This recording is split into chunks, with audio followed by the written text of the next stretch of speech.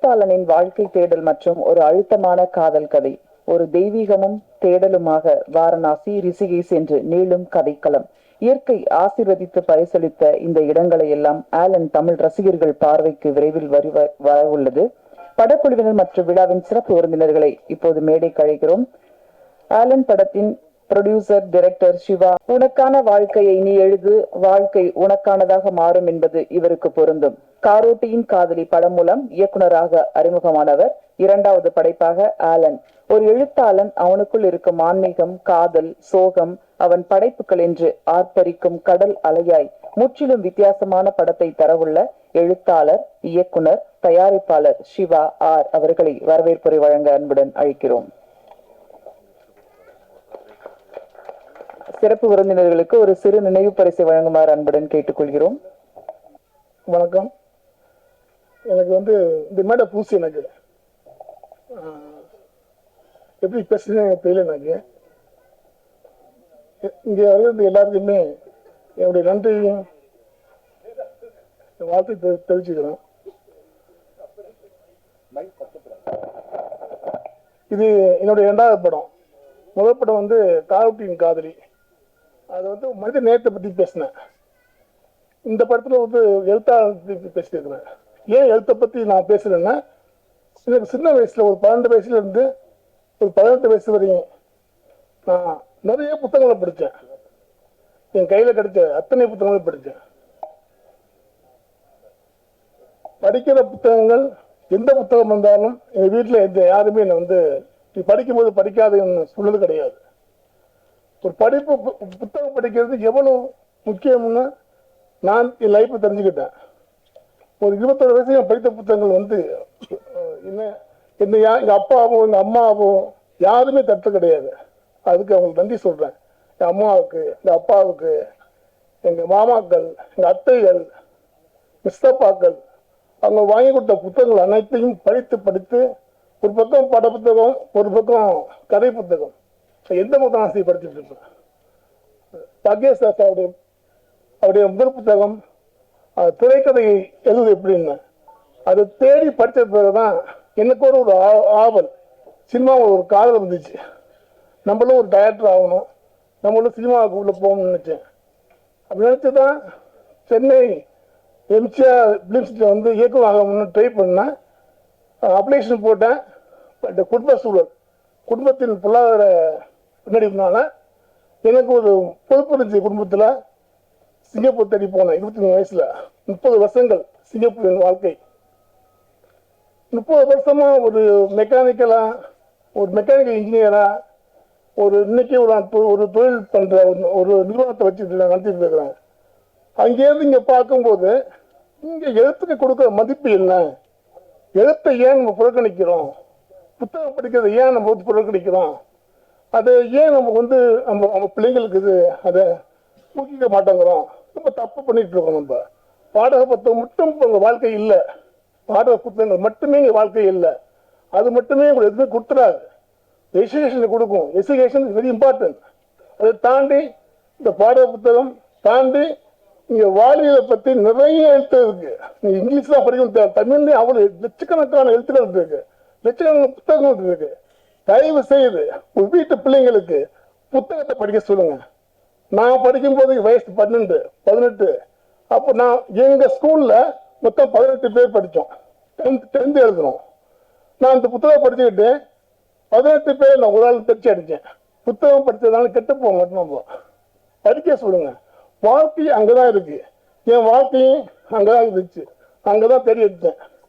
நான் சிங்கப்பூர் போய் ஒரு பிசினஸ் மேனா ஆன பிறகு எனக்கு இந்த கோவிட் வந்துச்சு. எனக்கு இந்த கோவிட் ஒரு 4 மாதம் எனக்கு ஒரு பிரேக், என் திறமை வாழ்க்கையில் ஒரு பிரேக் அடிச்சுது.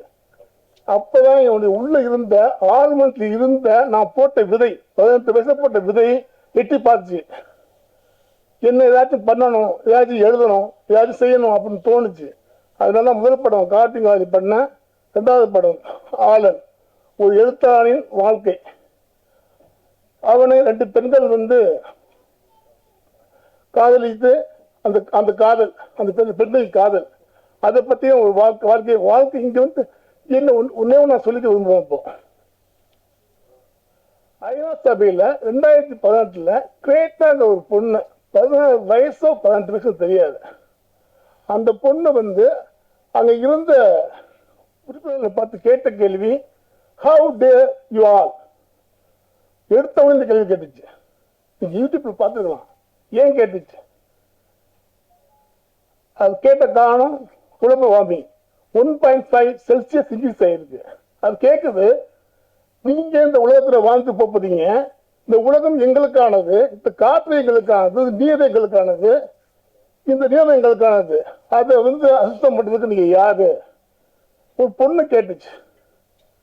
அந்த உணவு நம்மளுக்கு வேணும். இந்த பூமி நமக்கானது மட்டுமல்ல, இந்த காற்று நமக்கானது மட்டுமல்ல, இந்த உணவு நமக்கானது மட்டுமல்ல, நம்ம சன்னதிகளுக்கு, நம்ம அவங்களுடைய வர ஜெனரேஷனுக்கு விட்டு போகணும். அதை நம்ம செய்ய தவறோம். இங்க ரொம்ப இயந்திரமா ஓடிட்டு இருக்கோம். அந்த கொஞ்சம் திரும்பி பாருங்க வாழ்க்கைய. அடுத்த ஜெனரேஷன் இங்க வாழணும். அதே தான் இந்த படம். கொடைக்கானல் போயிருந்தேன் ஷூட்டிங் லொகேஷன் பார்க்கறதுக்கு. ஒரு 4-5 பசங்க வந்து விளையாண்டுருக்காங்க. அப்போ இது வந்து முடியாங்க. ஒரு பையன் வந்து 5-6 வயசு இருக்கும். அங்கல் நான் என்னன்னு கேட்டேன், படமா இருக்கு கேட்டேன். இல்லை நான் அப்படின்னு ஆரம்பிக்கலாம் அப்படின்னா.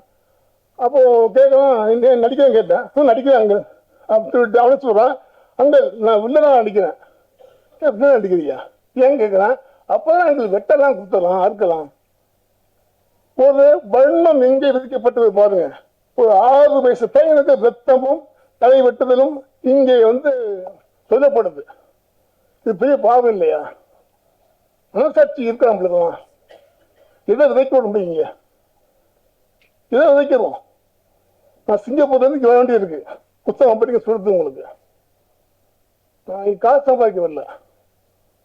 மனசு ஆதங்கம், வலி, வேதனை, இதை நோக்கி போயிட்டு இருக்கோம். இது தெரியல எனக்கு. அந்த நிகழ்வுக்கு தான் அதுதான் இந்த படத்தை வந்து நான் எடுக்க தூண்டியது. ஒரு எழுத்து எங்கே போகும், இந்த எழுதுனா அது யாருக்கு பயன்படும், இந்த எழுதும் போது இந்த உலகம் நம்மளுக்கு வந்து இப்போ புத்தகம் படிக்கும்போது 1000 ஃப்ரெண்ட்ஸ் தேவையில்லை. நம்மளுக்கு ஒரு புத்தகம் போதும் நம்மளுக்கு வாழ்க்கையை மாற்றுறதுக்கு. நான் இன்னைக்கு நிற்கிறதுக்கான புத்தகம் தான், சத்தியமா சொல்றேன். நான் இன்னைக்கு ஒழுங்கான வாழ்க்கையையும் ஒரு தேடலையும் நான் இது வாழ்க்கையில் அமைத்துக் கொண்டதுக்கு என் நண்பர்கள் கிடையாது, என் புத்தகம் தான். இது குருநாதர் திரு பாக்கியாஸ் அவர்கள். உண்மையே நான் வந்து பாக்கியா புத்தகம் வந்து முதல் பிரதி எங்க ஊர்ல இருந்து 18 கிலோமீட்டர் பட்டுக்கோட்டை. முதல் பிரதி அன்னைக்கு தான் வெளியே வருது. நான் கடைக்கு 2 ஹவருக்கு முந்தி கடைக்கு போயிட்டேன். போய் நின்று கட்டப்படி துங்கத்து முடிய அந்த இதில் வாங்கி படித்தேன். அந்த அளவுக்கு ஒரு பேய் பிடிச்ச அது படிப்பாளன். ஆனால் சிங்கப்பூர் போகிறதுக்கு அதை படிக்க முடியல. ஏன்னா அங்கே ஒரு வாழ்வியல், ஜீவதமான வாழ்வியல், வேலைன்னு போயிட்டு இருக்கோம். அங்கே படிக்க முடியல. இங்கே படித்தேன். ஸோ அவருக்கு இந்த நேரத்தில் நான் உண்மையில் நன்றி சொல்லிக்கிறேன் சார். உண்மையிலே உங்களுடைய அந்த அந்த அந்த தூண்டுதல், உங்களுடைய கேள்விப்பட்ட இருக்கிற அந்த உண்மை, அதெல்லாம் வந்து சத்தியமாக சொல்லுது சார், யாராலையும் பண்ண முடியாது. Thank you sir. இந்த படம் ஆலன் கண்டிப்பாக உங்களுக்கு பிடிக்கும். நிறையா லொக்கேஷனில் போய் ரொம்ப கஷ்டப்பட்டு எடுத்துருக்கோம். கிட்டத்தட்ட 7 லொக்கேஷனு ஜெர்மனியில் எடுத்துருக்கோம். காசி, வாரணாசி, ரிஷிகேஷ், காரைக்குடி, ராமேஸ்வரம், கொடைக்கானல், எல்லா இடத்துக்கும் போய் எனக்கு இந்த கதை பிடிச்சிருந்துச்சு. வெற்றி அதுக்கு ஒரு சிறந்த கதாநாயகன் உள்ள வந்தார். மனோஜ் சிறந்த இசையமைப்பாளர் உள்ள வந்தார். டிஓபி இந்தன் ஸ்டாலின் வந்தாப்புல. அதுக்கு மேலாக என்னுடைய நண்பர் எடிட்டர் காசிநாசன் உள்ள வந்தாங்க. மற்ற எல்லா துணை இயக்குநர்கள், இணை இயக்குநர்கள், அந்த பாப்பா பையன் எல்லாமே எனக்கு ரொம்ப சப்போர்ட் பண்ணாங்க. இந்த படத்தை நான் வன்முறை இல்லாமல், இது உண்மையாக சொல்கிறேன், இந்த படத்தை நான் வன்முறையாக எடுத்துக்க முடியும். ஒவ்வொரு சீனும் ரத்தமாக பிரிக்கும். நீங்கள் பார்க்க, நீங்கள் பிரித்து வச்சுக்க முடியும். ஆனால் அதையும் கடந்து போவான் ஒருத்தன், அதையும் கடந்து போய் திரும்பி வரான் வாழ்க்கையில். அவனுக்கு நடக்கிற ஒரு நிகழ்வை அதை தட்டி விட்டு போய் வெளியே வரான் அங்கேருந்து வேற ஆளா. இப்போ நான் கேட்குறேன், எல்லா நாளையும் எல்லாம் அடிச்சிட முடியுமா? ஒரு பலசாலியை ஒரு எளியவன் ஒரு பலசாலி எளிவன் அடிக்கிறான். எளிவனை வந்து திருப்பி அடிக்க முடியுமா? அப்போ நம்ம திருப்பி செய்ய முடியாத ஒண்ணு ஏன் நம்ம வந்து திணிக்கிறோம்? திருப்பி நம்ம அடிக்க முடியாத ஒண்ணு ஏன் செய்யணும்னு ஆசைப்படுறோம்? இல்ல வன்முறைகள் இது எல்லாம் கலந்துதான் இந்த உலகம், இல்லைன்னு சொல்ல முடியாது. ஆனா எது அதிகம் தேவைப்படுதுங்க? அன்பும் காதலும். இயற்கையை கொண்டாடுங்கள், அன்பை கொண்டாடுங்கள், காதலை கொண்டாடுங்கள். இந்த உலகம் அமைதியாக வாழும், உங்களுடைய தலைமுறை அமைதியாக இருக்கும். வீட்டுக்குள்ள மட்டும் பாதுகாப்பு பத்தாது, வெளியே போகும்போது பாதுகாப்பு இருக்கணும். அது எல்லாரும் இந்த ஊடக நண்பர்கள் கண்டிப்பா நீங்க நிறைய செய்யலாம், சமூகத்துக்கு நிறைய செய்யணும் ஆசைப்படுறேன். நன்றி, வணக்கம்.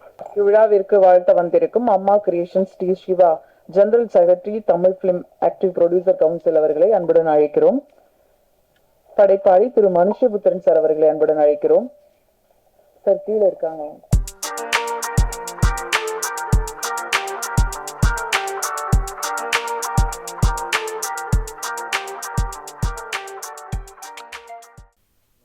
எல்லாத்தையும் நான் சொல்ல முடியல. தயவுசெய்து நேத்தா ஒரு எனக்கு 4 பாட்டு எனக்கு வந்து உயிர் உள்ள இருந்துச்சு. அதில் அந்த உயிர் நான் வந்து நேராக பார்க்கவே இல்லை. 4 பாட்டு எழுதும் போதும் நான் சிங்கப்பூர் வந்து ஃபோனில் சொன்னேன். மனோஜ்டே அப்படிதான் 2 பேரும் ஃபோன்லேயே பேசிக்கிட்டோம். சத்தியமாக நேராக பார்க்கலாங்க. 4 பாட்டுமே நேத்தா நான் என்ன நினச்சேனோ அப்படியே கொண்டாந்து கொண்டாரு. அப்படியே மனோஜ் அது மாதிரி தான். தேங்க்ஃபுல் எல்லாருக்கும் யார் எடுத்திருந்தாலும் மன்னிச்சுக்கணும். தயவுசெய்து மன்னிச்சுக்கணும். சரி, நன்றி சார். அடுத்ததாக நாம் பேச அழைக்கிறோம். தேடி வந்த படைப்பானாலும் தேடி பிடித்த படைப்பானாலும் பணம் மனம் இரண்டையும் கவனமாக கையாளும் தமிழ் சினிமாவில் புதியவர்களுக்கும் திறமையானவர்களுக்கும் நம்பிக்கையும் வெற்றியும் வழிகாட்டும் கைகாட்டியாக அழைத்து செல்லும் திரு தனஞ்சயன் அவர்கள், கிரியேட்டிவ் என்டர்டைனர் டிஸ்ட்ரிபியூட்டர், இந்த படத்தை வெளியிட உள்ள திரு தனஞ்சயன் அவர்களை பேச அழைக்கிறோம். நன்றி கவிதா மேடம். ஊடக நண்பர்கள் அனைவருக்கும் இனிய மாலை வணக்கம். முதல்ல உங்க எல்லாருக்கிட்டும் எங்களுடைய என்ன அப்பாலஜி கேட்கிறோம், மன்னிக்கிறோம். இந்த விழா கொஞ்சம் தாமதமா கொஞ்சம் இல்ல நிறைய தாமதமா ஆரம்பிச்சதுக்கு எல்லாரும் சார்பில், எங்க குழு சார்பில் நான் உங்ககிட்ட மன்னிப்பு கேட்டுக்கிறேன். கொஞ்சம் லெங்க்தா போயிடும், ஏன்னா 8 மணிக்கு தான் ஆரம்பிக்க முடிஞ்சது. கொஞ்சம் நீங்க எல்லாம் கோஆபரேட் பண்ணணும்னு கேட்டுக்கிறேன். இந்த படம் வந்து திடீர்னு எனக்கு ஒரு நண்பர் மூலமா எனக்கு அந்த விமியோ லிங்க் அனுப்பிச்சிருந்தாங்க. நான் பார்த்த உடனே டைட்டிலே இப்படி இருக்கு, ஆலன் அப்படின்னு, என்னடா இது ஆங்கில படமா அப்படின்னு சொல்லிட்டு நான் ஒரு நிறைய படங்கள் நான் எவ்ரிடே பார்த்துட்டு இருக்கேன். அப்படி நான் வந்து இந்த படத்தை நான் வந்து ஒரு விமியோ லிங்க்ல பார்த்த உடனே அப்படியே நான் ஸ்டாப்பா பார்த்துட்டே இருந்தேன். எனக்கு படம் பார்த்து முடிச்ச உடனே ரொம்ப ஆச்சரியமா இருந்தது சிவா சாரினுடைய அந்த அந்த கான்பிடன்ஸ். சிங்கப்பூர்ல ஒரு பிசினஸ் மேனா, மிகப்பெரிய ஒரு தொழிலதிபரா நல்ல ஒரு சக்சஸ்ஃபுல்லா போயிட்டு இருக்காரு. அவருக்கு சினிமா மீது ஒரு தீராத காதல். அந்த காதல்ல அவர் படம் எடுக்கணும்னு வர்றாரு. அங்கிருந்து வந்து இங்க படம் எடுத்துட்டு திருப்பி அங்க போயிடுறாரு. அங்கிருந்து இவருடைய டீம் எல்லோருமே அவருக்கு டீம் ஒர்க்கா இருந்துட்டு, சக்திவேல் ரொம்ப கோஆபரேட்டிவா அவர் கூடவே பயணிச்சு இந்த படத்தை வந்து முடிக்கிறதுக்கு ஒரு டீம் அவங்க கூட இருக்காங்க. பட்ஜெட்டை பத்தி கவலைப்படாம, மேக்கிங்கை பத்தி, அதாவது இவ்வளவு செலவாகுதே அதை பத்தி எல்லாம் ஒரி பண்ணாம, ஒரு படைப்பு அவர் எப்படி பேசினார் பாத்தீங்களா, அங்கிருந்து உள்ளிருந்து வருது. ஆத்மார்த்தமா அவரு நேசிக்கிற சினிமாவை ஒரு காதலும் அன்பும் கலந்து ஒரு படத்தை தரணும் அப்படின்னு சொல்லிட்டு, இந்த உலகத்துல காதல் தான் ரொம்ப முக்கியம், அதாவது அன்பு தான் ரொம்ப முக்கியம். வயலன்ஸ் கிடையாது, அன்பு எல்லா இடத்துலயும் இருக்கும். அந்த அன்பு நம்ம கரெக்டா தேடி போனா போறோம், வாழ்க்கை நல்லபடியா இருக்கும், சந்தோஷமா இருக்கும் அப்படின்றத இந்த படத்துல ரொம்ப கியூட்டா, ரொம்ப அழகா, ரொம்ப யதார்த்தமாகவும் ஒரு பொய்டிக்கான பிலிமை நான் பார்த்தேன். பொய்டிக்கான பிலிம் அப்படின்னா படம் முடியும் போது ரொம்ப கவிதைத்துவமா ஒரு படமா இருந்தது. இப்படிப்பட்ட படம் வந்து அவர் ஆசைப்பட்டதெல்லாம் ஒண்ணுதான், சார் இது ப்ராப்பரா ரிலீஸ் பண்ணி கொடுங்க சார், மக்கள் மத்தியில போய் சேரணும், ஊடக நண்பர்கள் எல்லாம் நம்ம போய் ரீச் ஆகணும், எல்லாரும் பார்த்து இந்த படம் நான் சொல்ல வந்த கருத்து மக்கள் மத்தியில் ரீச் ஆன போறோம்.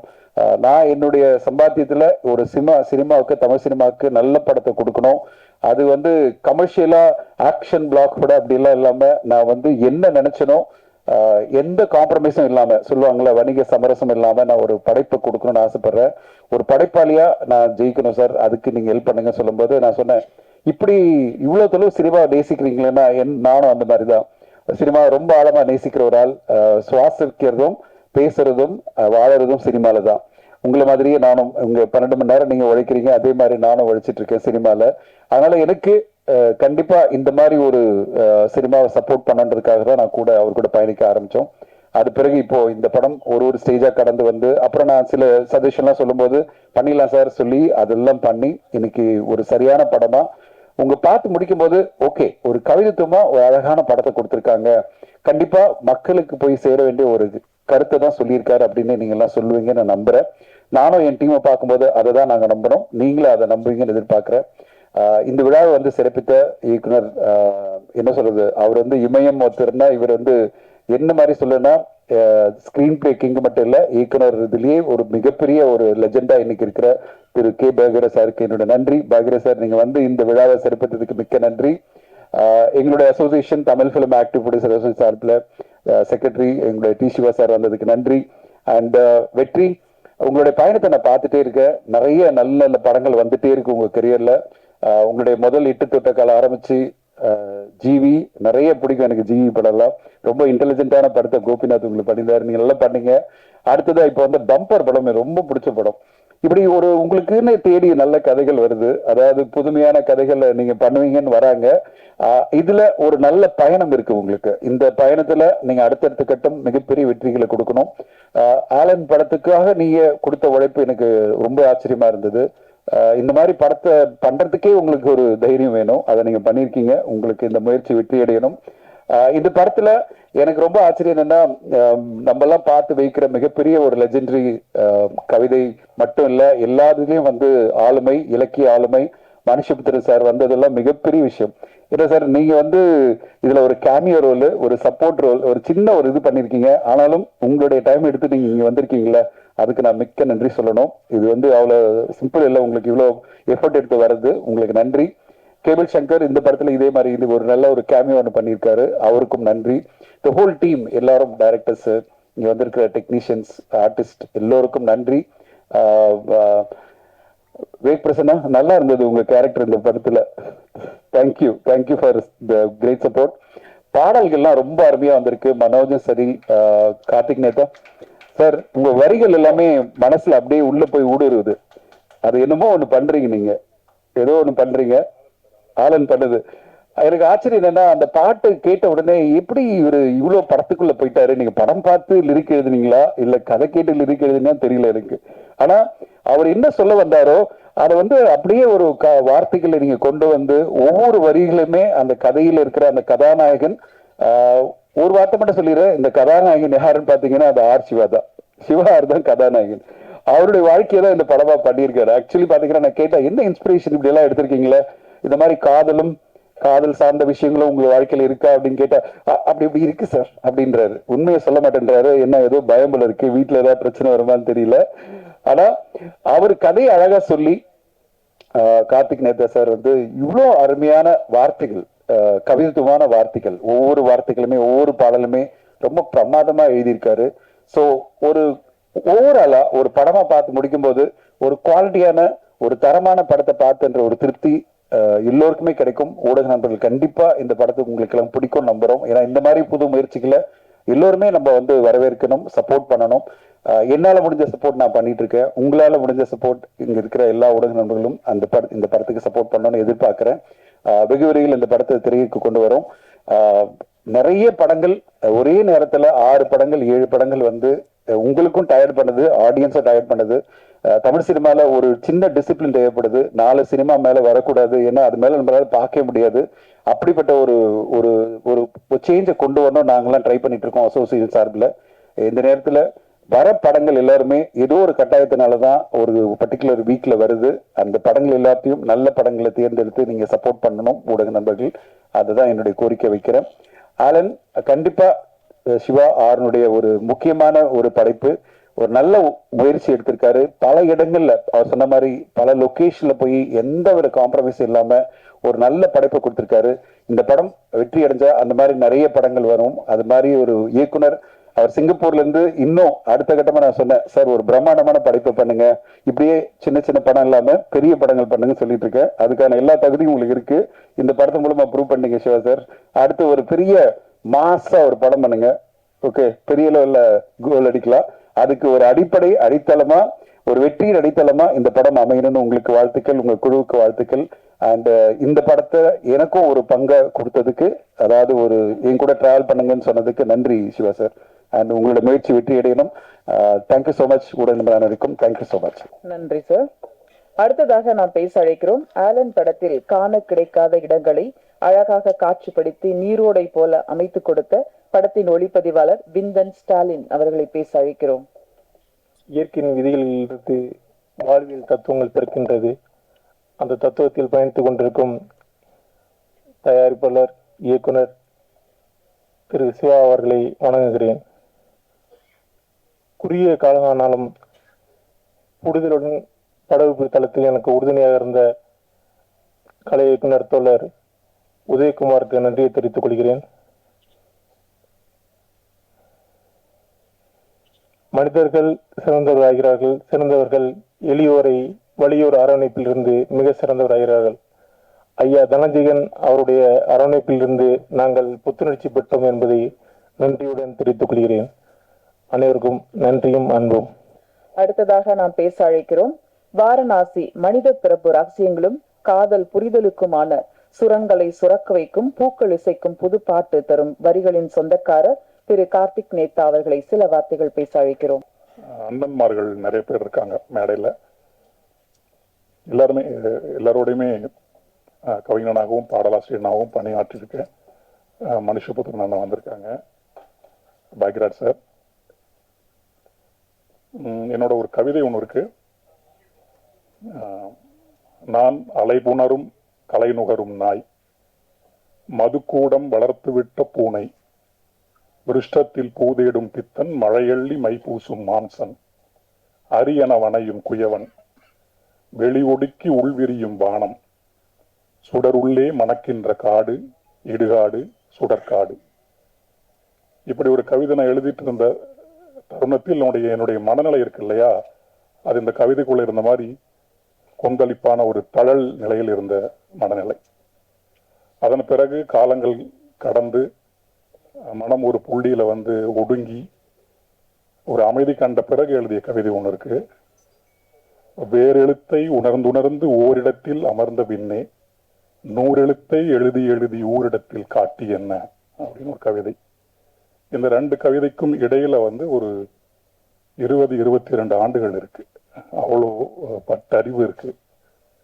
இந்த படத்தில் வரக்கூடிய ஆலன் திரைப்படத்தில் வரக்கூடிய அந்த தியாகமும் அதே மாதிரி ஒரு புள்ளியில் வாழ்க்கையை தொடங்கி நிறைய அந்த வாழ்க்கை சுழலுக்குள்ள போய் மீண்டு வெளியே சாரமாக இந்த வாழ்க்கை கொடுத்த அனுபவ சாரமாக ஒரு நூலை எழுதுகிறான். ஒரு எழுத்தாளனா மாறுறான். அவனுடைய ஒரு பயணம் தான் இந்த படம். ஏறக்குறைய என்னுடைய அல்லது என்னை போல் எழுதி கொண்டிருக்கக்கூடிய கவிஞர்கள், பாடலாசிரியர்கள், எழுத்தாளர்கள் அத்தனை ஆளுமைகளோட வாழ்க்கையும் இந்த படத்துல அந்த கதாபாத்திரம் வாயிலாக பொதிஞ்சு இருக்கு. அதனால எனக்கு இந்த படத்துல எழுதின பாடல்கள் ரொம்ப நெருக்கம். ஒரு வெளியிலிருந்து எழுதின மாதிரியான ஒரு உணர்வு எனக்கு இல்லை. என்னுடைய வாழ்க்கையை நான் மீண்டும் நினைவு கூர்ந்து எழுதி பார்த்துக்கிற மாதிரி தான் இருந்தது. சிரமமும் இல்லை. அதுக்கு என்ன காரணம்னா மெட்டு நிறைய அந்த வெஸ்டர்ன் இன்ஃப்ளூயன்ஸ் இசைக்குள்ள வந்த பிறகு இங்க இருக்கக்கூடிய இந்த மரபின் தாளம் ஒன்று இருக்கு. நம்ம ஒவ்வொரு நிலத்துக்குமே ஒரு தாளம் இருக்கு இல்லையா, அதை நம்ம தொலைக்கும் போது நம்ம அடிப்படையில் நிறைய தொலைச்சிடுறோம்னு நினைக்கிறேன். நம்மளுடைய பர்சனாலிட்டியை நம்ம தொலைச்சிடுறோம் அப்படின்னு நினைக்கிறேன். அதை மீட்டெடுத்து கொண்டு வரக்கூடிய சில முயற்சிகள் உண்டு. அது ஒரு பக்கம் ஓங்கி ஒழிச்சுக்கிட்டே தான் இருக்கு, ஓங்கி வளர்ந்துகிட்டே தான் இருக்கு. அப்படியாக இந்த படத்தில் இருக்கக்கூடிய 4 பாடல்களுமே இந்திய செவ்வியல் இசை இருக்கு இல்லையா, நம்ம இந்தியன் கிளாசிக்கல் மியூசிக், அதை மேல வச்சு அந்த வெஸ்டர்ன் பேட்டர்ன்ல இருக்கக்கூடிய இசையை அதற்கு துணையாக இணையாக முடிஞ்சு வச்சிருக்காப்புல. ரொம்ப சூப்பர் மனோஜ். இன்னொன்னு மனோஜ் இசைத்துறைக்கு ரொம்ப சின்ன வயசுல இருந்தே அவர் இசையில் இருக்கக்கூடியவர். அவர் திரைத்துறைக்கு தான் அவருக்கு இது முதல் படம். பாட்டை நீங்க கேட்கும்போது உங்களுக்கு தெரிஞ்சிருக்கும். இன்னும் பொறுமையா உட்காந்து அந்த மன அமைதியோடு டிராங்குவல் ஸ்டேட்ல இருந்து மனோஜோட இந்த படத்தினுடைய இசைகளை கேட்கும் போது நம்முடைய இந்த நிலத்தில் இந்த வேரில் இருக்கக்கூடிய அந்த தாளம் உறுதியாக இந்த ஒவ்வொரு பாட்டிலுமே இருக்கிறது உங்களாலையும் உணர முடியும். இப்ப போட்ட அந்த யாழிசை ஏழிசைய பாட்டும் சரி, அந்த சிவன் பாடல் இருக்கு இல்லையா, அதுவும் சரி, அடிப்படையில் அந்த ஆலன்கிற தலைப்பை அவர் சொன்ன மாத்திரத்துல எனக்கு உள்ள பத்திக்க ஆரம்பிச்சிருச்சு. நான் அடிப்படையில் போக்கிரியாக இருந்து நிறைய தவறுகளை செய்து நிறைய பலவீனங்கள் எல்லாம் இருந்து பின்பு வெளியே வந்தேன். அதுக்கு நிறைய காரணங்கள் உண்டு. அடிப்படையில் ஜிட்டு கிருஷ்ணமூர்த்தியோட புத்தகங்கள் இருந்தது. அதன் பிறகு நம்ம திருமூலர், இப்படி நிறைய பேர் இருக்காங்க நம்ம தமிழுக்குள்ளேயே ரமணர்ல இருந்து. ஆனால் சைவ சித்தாந்தத்தில் இருக்கக்கூடிய அந்த அடிப்படை மும்மலம் கோட்பாடு இருக்கு இல்லையா, அது என்னை பெரிதும் மாற்றியது. அதை உள்வாங்கி அமைதியா மண்டைக்குள்ள விரிச்சு எடுத்துட்டு போகும்போது இந்த ஆணவம் கண்மம் மலம் இதை விரிச்செடுத்து கொண்டு போகும்போது அடிப்படையில் எங்க தவறு இருக்கு அப்படிங்கிறது புரிஞ்சது. அதனாலையும் இந்த ஆலன்கிற திரைப்படம் எனக்கு ரொம்ப நெருக்கம். ஏன்னா சிவனை பத்தி, சிவன் இருக்கக்கூடிய ஸ்தலங்கள்ல நிறைய படப்பிடிப்பு நடந்திருக்கு. இன்னும் முக்கியமா மல பரிபாகம் சித்த நிபோதம் அப்படின்னு சொல்லிட்டு ரெண்டு இந்த சைவ சித்தாந்தத்துல சொல்லுவாங்க. நம்முடைய அழுக்குகளை நாமே குறைத்து கொண்டு வருவதன் மூலமாக நாம் மேல் நோக்கி ஏறுவது அப்படிங்கிறதான் சிம்பிளரா நான் சொல்றேன். அதை கடைபிடிக்க ஆரம்பிச்ச பிறகு என்னுடைய வாழ்க்கையிலும் மாற்றம், என்னுடைய எழுத்துலையும் மாற்றம், ஒரு மனப்பக்குவம், இதெல்லாமே ஆட்டோமேட்டிக்கா நடக்குது. அதனாலையும் இந்த ஆலன்கிற டைட்டில் கேட்கும் போதெல்லாம் எனக்கு ஒவ்வொரு முறையும் மேம் சொல்லும் போது ஆலன் அப்படின்னாங்க, சரி இங்க ஆலன் தான், அங்க ஆலன் ஆயிருக்கான் போல. அதனால இந்த படம் எனக்கு ரொம்ப நெருக்கமான ஒரு படம். இன்னும் ரொம்ப நெருக்கம் எதனாலன்னா, என்னோட தம்பி விவேக் பிரசன்னா, நிறைய பேருக்கு தெரியுமான்னு தெரியல, நாங்க உடன்பிறப்பு. ஆமா ஆமா, நான் அண்ணன், அவன் தம்பி. ஆமா ஆமா, அவன் கொஞ்சம் அண்ணமா இருப்பான், நிறைய அன்பு செலுத்துறதுலயும் அண்ணன் அவன். அது இன்னும் எனக்கு கூடுதலான மகிழ்ச்சி. என்னுடைய தம்பியோட இந்த படத்துல நிறைய படங்கள் இணைஞ்சிருக்கும். இன்னைக்குதான் மேடையில் உட்காரன்னு நினைக்கிறேன் ஒன்னா. மற்றபடி நிறைய பெரியவங்களா இருக்கீங்க, ரொம்ப நன்றி. ஆலன் எனக்கு எப்போதுமே என்னோட சிவனை பார்க்குற மாதிரி தான் இருக்கு. ஆமா சிவா சார், அவருக்கு நேற்று கூட அதானே எழுதி அனுப்பிச்சிருந்தேன்னு நினைக்கிறேன். ஆமா, சிவன் அருளால் சிவா இயக்கிய ஆலன் அப்படின்னு சொல்லிட்டு எழுதியிருந்தேன். அவ்வளவுதான் சொல்ல தோணுது. மீண்டும் ஒரு சிவவாக்கியார் பாட்டை சொல்லிட்டு நான் முடிச்சுக்கலாம்னு நினைக்கிறேன். என்னிலே இருந்த ஒன்றை யான் அறிந்ததில்லை, என்னிலே இருந்த ஒன்றை யான் அறிந்து கொண்டபின், என்னிலே இருந்த ஒன்றை யாவர் காண வல்லரு, என்னிலே இருந்து யான் அறிந்து கொண்டனே. நன்றி. நன்றி சார். அடுத்ததாக நாம் பேச அழைக்கிறோம் எண்ணங்களை வண்ணமாக்கிய கலர்ஸ் தந்த அறிமுகம். இசையமைப்பாளராக அறிமுகமாகும் முதல் படத்திலேயே இவரின் இசையின் தாள லயங்கள் நம்மோடு பயணித்து தாளாட்டும் பாடல்கள், அட்டகாசமான குரல்களும் ஆலனின் பலம் என்று சொல்லலாம். இசையமைப்பாளராக அறிமுகமாகும் மனோஜ் கிருஷ்ணா அவர்களை பேச அழைக்கிறோம். மைக்ல ஆக்சுவலி பேசி இப்போ பழக்கம் இல்லை, பாடிதான் பழகம். So this my first speech. என்ன நான் இன்ட்ரடியூஸ் பண்ணிக்கிறேன் மீடியாட்ட. என் பேர் மனோஜ் கிருஷ்ணா. இதான் என்னோட முதல் படம்.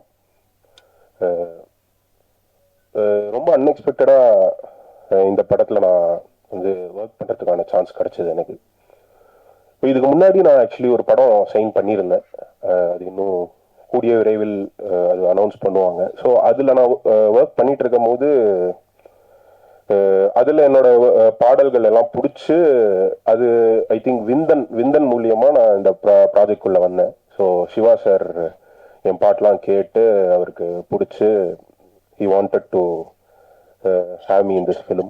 ஸோ எனக்கு ரொம்ப சந்தோஷம். இந்த படத்தில் இது என்னோட லான்ச் அப்படின்னு என்னால் நம்பவே முடியல. ரொம்ப சந்தோஷமாக இருக்குது. உங்களோட all of your like blessings எல்லாமே தேவை எனக்கு கோயிங் ஃபார்வர்ட். ஸோ இப்போ இருக்கிற முடிஞ்ச அளவு சுருக்கமாக பேசிக்க பார்க்குறேன்.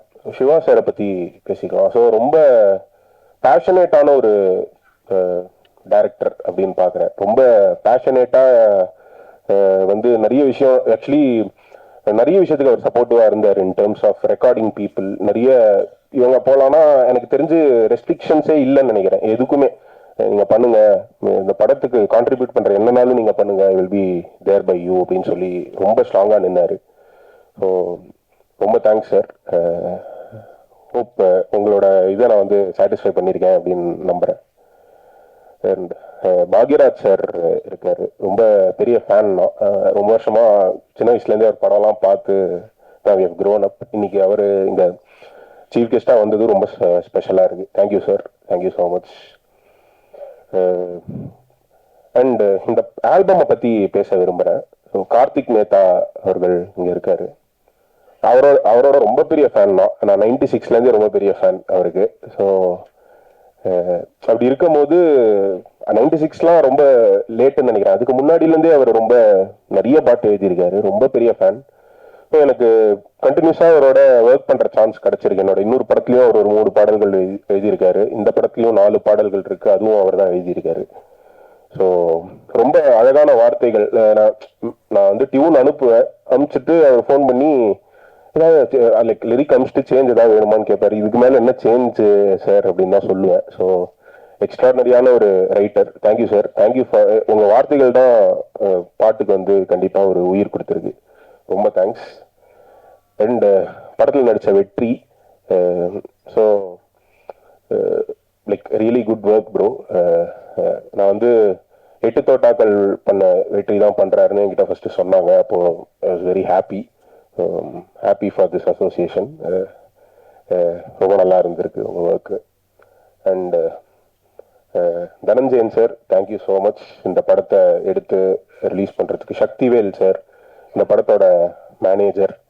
அண்ட் எல்லாருக்குமே நடித்த எல்லாருக்குமே என்னோட வாழ்த்துக்கள். Vindhan, Kasi Viswanathan sir editor, and இவங்க எல்லாருக்குமே என்னோட பெஸ்ட் விஷஸ். அண்ட் நான் ரொம்ப சின்ன இந்த மேடையில். ஸோ இவங்க எல்லாரோட பிளெஸிங்ஸ் எடுத்து நான் I will start my journey in this industry. இந்த கொஞ்சம் நோட் பண்ணியிருக்கேன், இந்த படத்தில் நிறைய இசைக்கலைஞர்கள் இருக்காங்க. ஸோ அவங்கள பற்றி பேசலாம் அப்படின்னு.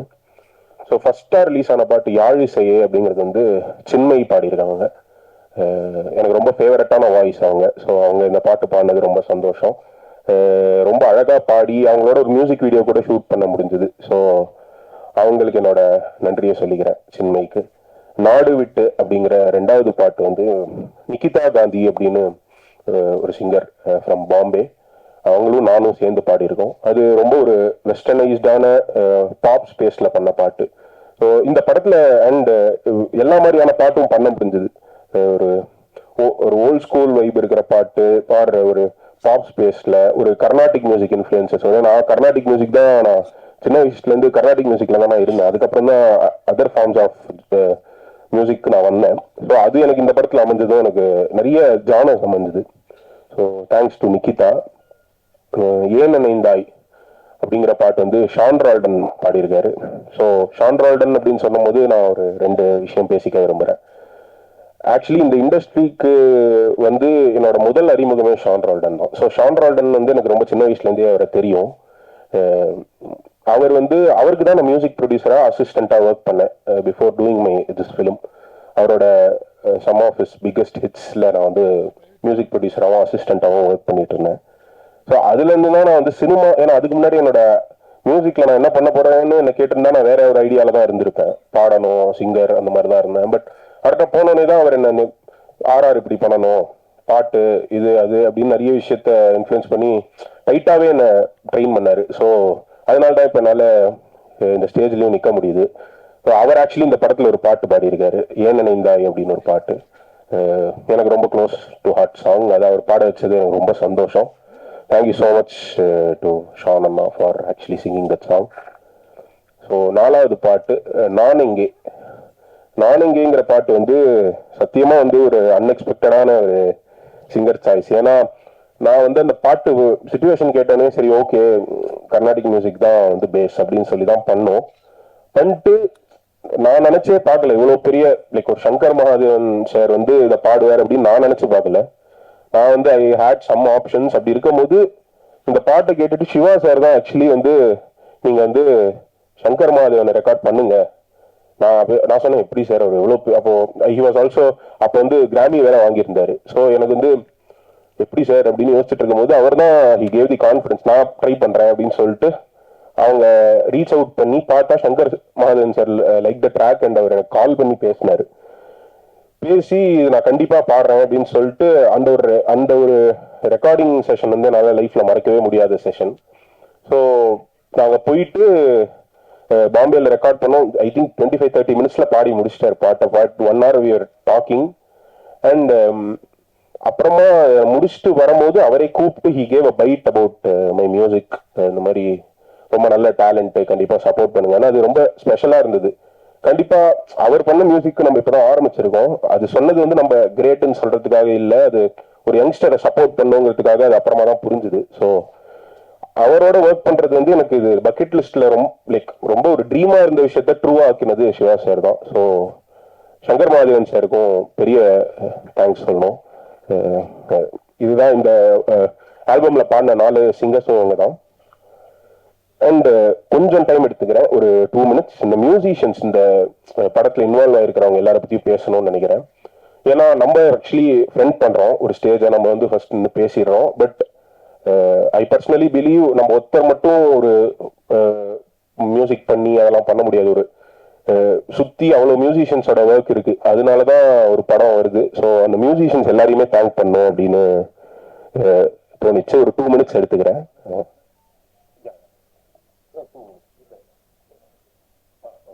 சரி, ஓகே, டைம் கொஞ்சம் கம்மியா இருக்கு அப்படின்னு சொல்றாங்க. But yeah, thank you so much. Thank you so much. கண்டிப்பா சப்போர்ட் பண்ணுங்க. Thank you.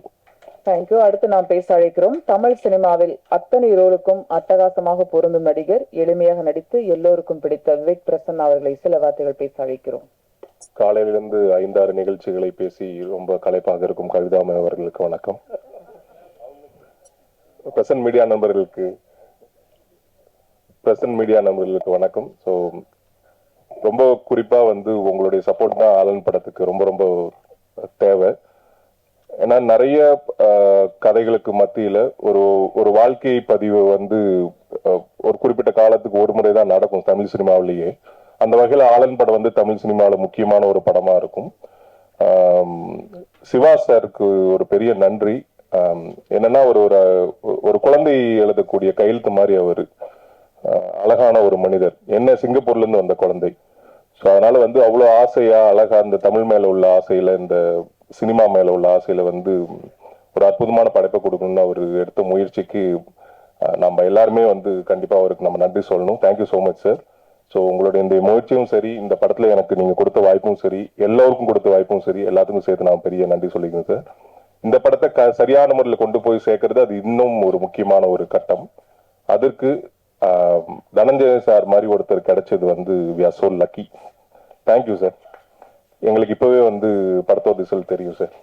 So thank you so much sir. அப்புறம் டி சிவா சார், நான் அசிஸ்டண்டா அவர்கிட்ட வந்து சம்பளம் வாங்கின ஒரு பையன். அவர் இருக்கிறப்போ அவர் கூடவே நான் அந்த மேடையில் இருக்கிறது எனக்கு ரொம்ப சந்தோஷமா இருக்கு. அண்ட் இந்த படத்தில் நடித்திருக்கும் அனைவருக்கும் சரி, பேர் தனித்தனியா சொல்லல, ஸோ எல்லாருக்குமே ஒரு நன்றியை சொல்லிக்கிறேன். அண்ட் கேபிள் சங்கிள் சார், வெற்றி பிரதர், எனக்கு இந்த மாதிரி கதைகள் வேணும் அப்படிங்கறத வந்து அவர் மைண்டுக்குள்ள எப்பயுமே நான் பார்க்கல. அவரோட படங்கள் மூலமா சரி, அவர் கூட பேசிட்டு இருந்த சில நொடிகளும் சரி, கதைக்கு நான் பொருந்தி போகணும், அந்த கதையை எனக்கு டிராவல் பண்ணி என்ன கூட்டிட்டு போனா போதும், நான் அந்த கதையை இழுத்துட்டு போகணும்னு அவசியம் இல்லைன்னு நினைக்கிற ஒரு தமிழ் சினிமாவுக்கு ரொம்ப முக்கியமான ஒரு நடிகராக தான் நான் வெற்றி பிரதரை பாக்குறேன். அவருடைய எல்லா படங்களோட திரைக்கதையும் சரி, கதையும் சரி, அதுக்குள்ள அவர் டிராவல் பண்ணிட்டு போயிட்டே இருக்காரு. அதுதான் நம்ம ஆடியன்ஸ்க்கும் கடத்தி கொடுத்துட்டு இருக்காரு. ஸோ தேங்க்யூ ஸோ மச் வெற்றி பிரதர். நிறைய நல்ல படங்கள் கொடுத்துட்டே இருக்கீங்க. உங்க கூட நடிக்கலன்னு 2-3 படங்கள் மிஸ் பண்ணது வருத்தப்பட்டேன். இந்த படத்திலும் சேர்ந்து நடிக்கலனாலும் உங்களோட படத்துல இருக்கிறது எனக்கு மகிழ்ச்சி. அண்ட் திரைக்கதை மன்னன் பாக்கியராஜ் சாருக்கு நன்றி சார். சின்ன பையனா வந்து அவரோட படங்களை பார்த்து எதுக்கு என்ன அர்த்தம் தெரியாம எல்லாரும் சிரிக்கிறப்போ நான் அமைதியா இருந்து, எனக்கு விவரம் தெரிஞ்சு நான் சிரிக்கிறப்ப எனக்கு பக்கத்துல நீங்க அமைதியா இருந்த காலகட்டம் வரைக்கும் அவரை பார்த்து ரசிச்சு இப்படி ஒரு மாமேதையோட ஒரு மேடையில நான் இருக்கிறது ரொம்ப ரொம்ப ரொம்ப ரொம்ப சந்தோஷம். அண்ட் எழுத்தாளுமைகள் அதிகமா இருக்கிற மேடையில வந்து பேசுறது ரொம்ப பிரச்சனை. ஏன்னா பாதி அறிவு இல்லாம நம்ம எதாச்சும் பேசுறோம், அதுக்கப்புறம் வரவங்க பதில் சொல்லி நம்மளை கொண்டுருவாங்க. மனுஷிபுத்திரன் சார் அவர்களுக்கு பெரிய பெரிய நன்றி.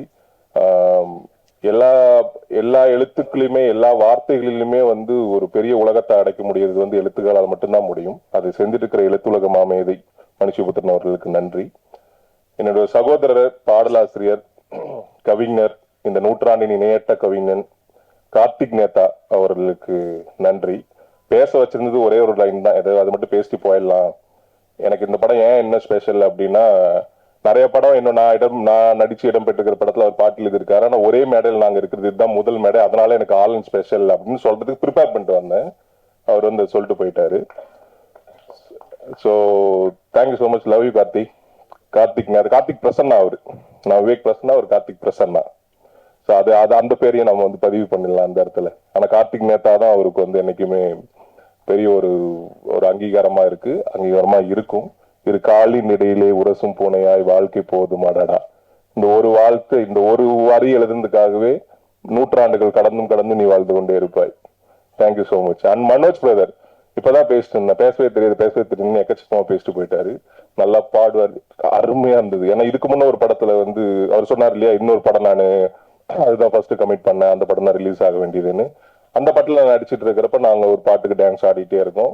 லிரிக் நல்லா இருக்கு, அது கார்த்திக் நேதா எழுதுனது, என்னோட அண்ணா எழுதுனது எனக்கு தெரியாது. சாங் முடிச்சுட்டு போய் கேட்டோம், சார் என்ன சார் நல்லா இருக்கு, லிரிக் சூப்பரா இருக்கு சார், உங்க அண்ணா எழுதின பாட்டு தான் அப்படின்னாங்க. இந்த மாதிரி நிறைய மிராக்கள் நடந்திருக்கு. And Kasi Viswanathan sir and GV படத்தின் இயக்குனர் அவர்களுக்கும் எல்லாருக்கும் இங்க யாராச்சும் மிஸ் பண்ணிருந்தா நான் மன்னிச்சிடுங்க. அண்ட் டிஓபி சார் ரொம்ப பொறுமையா அழகா சிரிச்சுட்டே இருப்பாரு.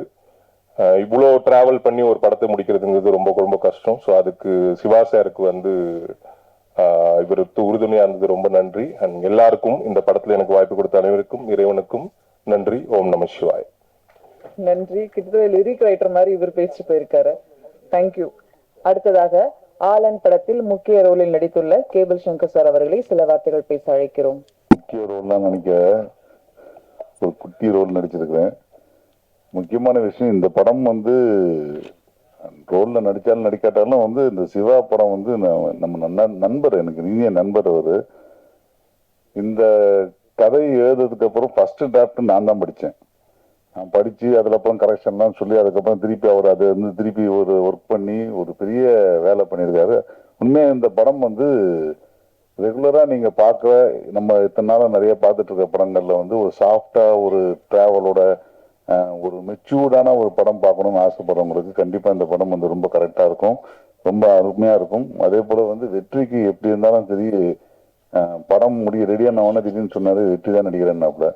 அவருக்கு மட்டும் அவர் வெற்றி வந்து எங்கிட்ட வந்து ஒரு வாட்டி ஃபோன் பண்ணி பேசிட்டு இருக்கும்போது சொன்னாரு, இந்த மாதிரி ஒரு படம் நடிக்கிறேன், வித்தியாசமா இருக்கும், ஒரு லவ் ஸ்டோரி மாதிரி இருக்கும், ஆனா நல்லா இருக்கும் அப்படின்னாரு அவரு. கடைசியில் அந்த படத்துல தான் இந்த படம் தெரிய வந்துச்சு.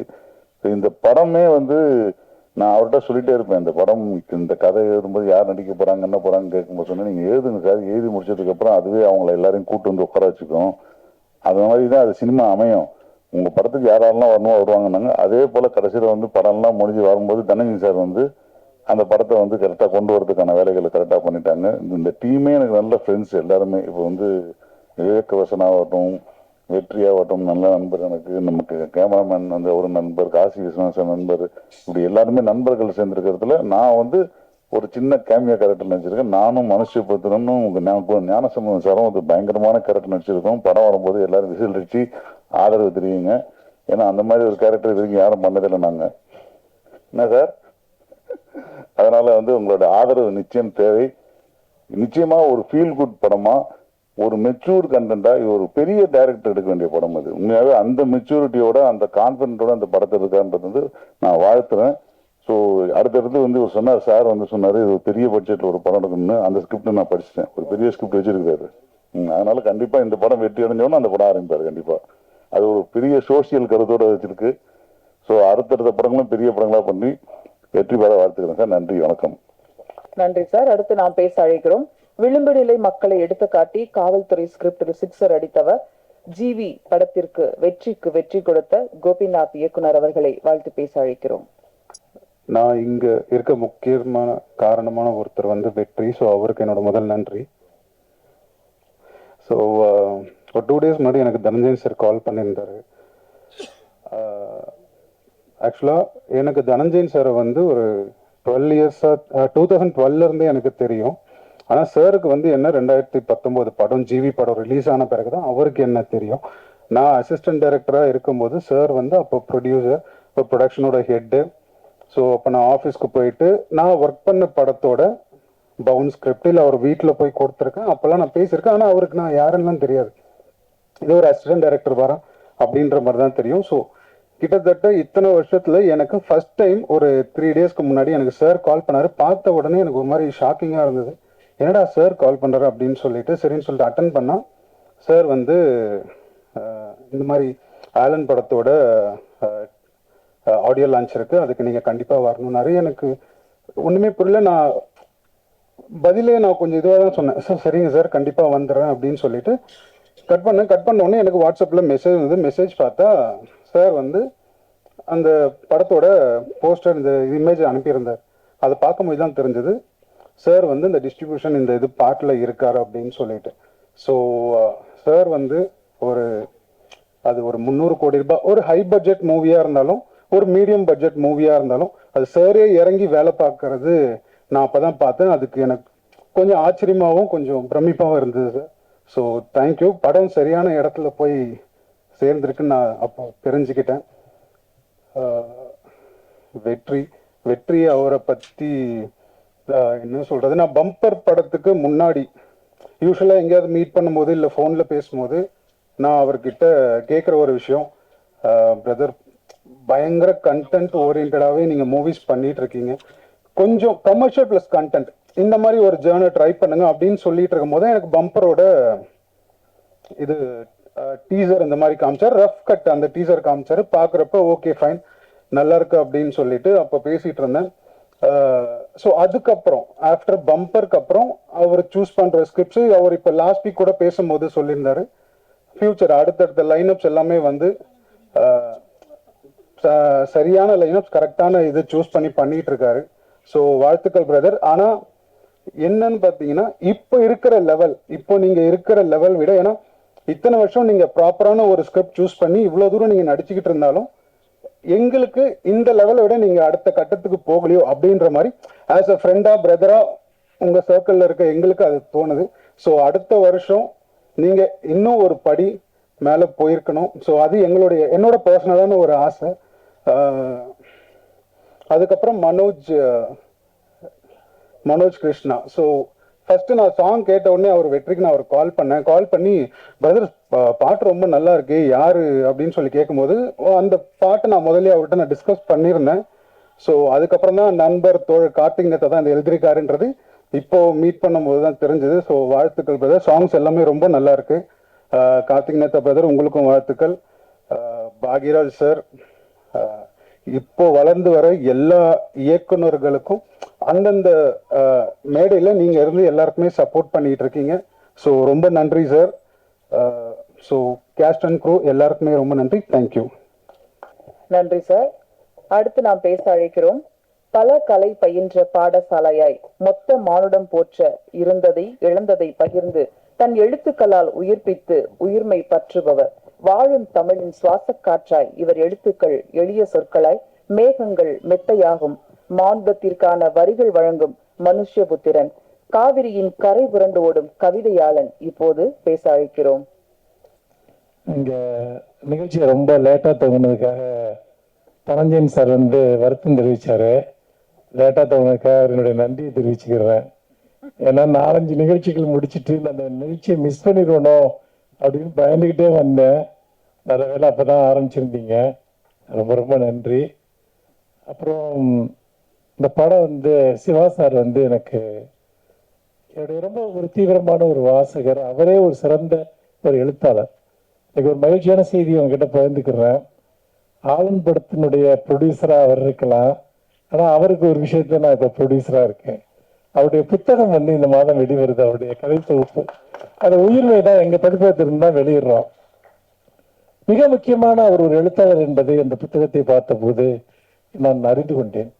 அவ்வளவு நேர்த்தியான ஒரு எழுத்து, நகைச்சுவை, அதே போல ஒரு கூர்மையான ஒரு சமூக பார்வை, எல்லாவற்றிலுமாக அவருடைய அந்த சிறுகதை தொகுப்பு இப்போது தயாராகி கொண்டிருக்கிறது. நான் அதை இந்த நிகழ்ச்சியில் உங்களிடம் பகிர்ந்து கொள்வதில் மிக்க மகிழ்ச்சி அடைகிறேன். அதே போல அவருடைய சினிமா பற்றிய அவருடைய கனவு, அதாவது அவர் தனக்குள்ள இருக்கக்கூடிய அந்த ஒரு எழுத்தாளனைத்தான் இந்த படத்துலையும் ஒரு கதாபாத்திரமா மாத்திருக்கார் அப்படின்னு எனக்கு தோணுது. ஒவ்வொரு மனுஷனுமே தான் யாரா இருக்கானோ அவனை தான் படைப்புகளையும் கொண்டு வர முயற்சி பண்ணுவான். அப்போ அவர் எப்படி இந்த சினிமாவுக்குள்ள வந்தார், அதுக்காக அவர் கடந்து வந்த பாதைகள்ல பர்சனலா பல சந்திப்புகள்ல இந்த சினிமாக்குள்ள அவர் நடத்திருக்க இந்த போராட்டம், இந்த படத்தை எடுத்து முடிக்கிறதுக்குள்ள நான் பின்னாடி அதையெல்லாம் அவர் எழுத சொல்லி கேட்டிருக்கேன். பின்னாடிதான் அவர் எழுதுனத அந்த அளவுக்கு ஒரு பெயின்ஃபுல்லான, அதே சமயத்துல இந்த சினிமாங்கிற கலையின் மீது அவ்வளவு ஒரு அடங்காத ஒரு கனவு. இந்த மாதிரி கனவோட எவ்வளவு பேர் தமிழ்நாட்டிலையும் தமிழ்நாட்டுக்கு வெளியே இருக்காங்க. இன்னைக்கு அந்த கனவுக்கு ரொம்ப பக்கத்துல வந்து அவர் நிக்கிறார். எல்லாருடைய ஆதரவையும் வேண்டி நிறைய இந்த மாதிரி ஒரு படம் தன்னுடைய வாழ்நாள் சேமிப்புலாம் வச்சு ஒருத்தர் ஒரு படத்தை எடுக்கிறார். ஒரு நல்ல படமா எடுக்கணும்னு அதை நினைக்கிறார். ஒரு சொசைட்டிக்கு ஒரு மெசேஜ் சொல்லக்கூடிய ஒரு படமா எடுக்கணும்னு நினைக்கிறார்.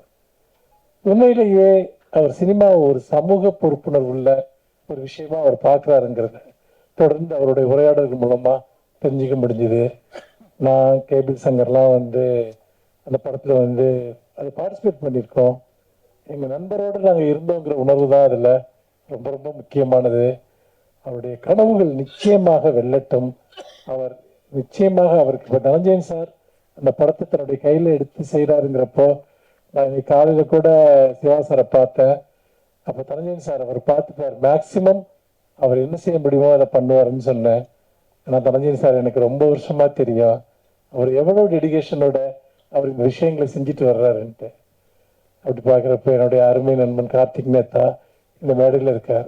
எல்லாத்தையும் விட பாக்கியராஜ் சார், நாங்கள் ஒரு 3 மாதத்துக்கு முன்னாடி கல்லூரி மாணவர்களுக்காக அண்ணா நூற்றாண்டு நூலகத்தில் ஸ்க்ரீன் பிளே ரைட்டிங் பற்றி ஒரு 3 நாள் ஒர்க் ஷாப் நடத்தினோம்.